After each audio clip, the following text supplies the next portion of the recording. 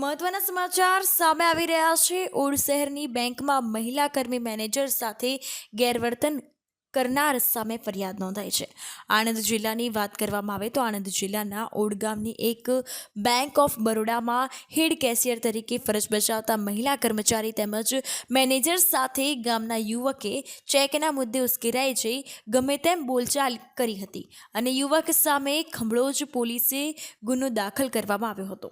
Odd ગામની bank of બરોડામાં head cashier તરીકે ફરજ બજાવતા શિલ્પાબેન ચેતનભાઈ પટેલ 2 જાન્યુઆરીના રોજ બપોરે 2 કલાકે બેંકના કેશ કાઉન્ટર પર હાજર હતા અને તે દરમિયાન તેઓએ તેજસ પરમાર નામના ગ્રાહકનો ચેક લઈ લીધો હતો અને પેમેન્ટ અને રસીદનું કામ બાકી હતું। તે સમયે અન્ય એક યુવક તમે વચ્ચે ચેક કેમ લીધો તેમ કરીને મોટેથી બોલવાનું શરૂ કર્યું હતું।